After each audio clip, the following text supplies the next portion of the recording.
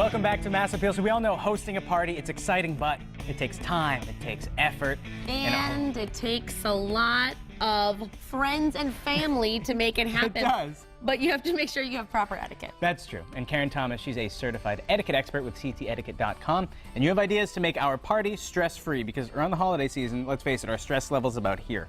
Absolutely. Well, I would like to compliment the chef on saying plan ahead and do as much as you can ahead, because what you want to do is, as the host or hostess, you want to be available to your guests. You don't want your guests to arrive and you're stuck in the kitchen running around doing everything and you're not able to entertain. Even though you are the person putting on the food and cooking, you need to be available. So one of the tips that I tell people is try to do as much as you can ahead of time, and that way you're available to your guest and you can mingle and mix and make sure everyone's getting along. Because it's actually funny how sometimes people are running around and trying to make everything so perfect that what they're doing is actually making it worse. And they're ignoring, and you're ignoring your guests. And you know, not everyone has one of those open concept, you know, houses. Sometimes there's a formal dining room, so people are kind of cut off. So you know, you have to make sure that you're mingling with your guests, you're talking with them. And if you have guests that maybe don't know each other, maybe it's not all family, and you want to make sure that everybody is talking, so you need to start a conversation, have conversation starters, and make sure that everyone is having a good time.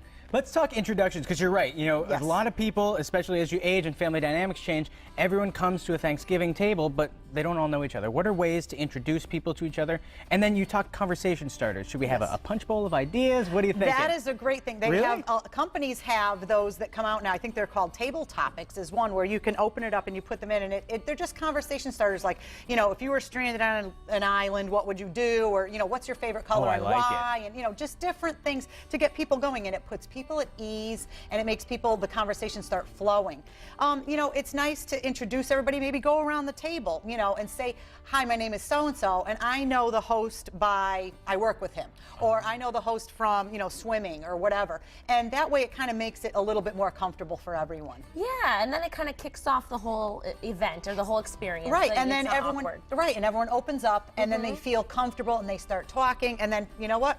You can do your thing as a host. That's true. And what about when people start arriving and you're cooking and you're in the kitchen, you're like, oh, hi, thanks for being here. What should you do? Should you stop what you're doing and greet them? Well, you should stop and greet each one of your guests, and I know that could be time consuming, you know, but you really need to do that, because remember, they're guests in your home. Do you want them to feel comfortable, or do you want them to feel left out? You know, I have a question. Sure. Let's talk jacket etiquette. So people come in, because it's a chilly day today, you have your jacket on. Who is responsible for taking the jacket away and putting it somewhere? The host or hostess. In this case, say the two of you were hosting it at your home, and you know, someone should take their coat, put it away, bring them in, get them a drink, or offer them something to get things rolling, and then bring them into the common area where you're going to, whether it be the kitchen, it can be in the kitchen too, so you can continue cooking. So, you know, bring them into the common area and then start the conversations. But, you know, it can be hard, but you have to do each guest. And what if someone brings a gift?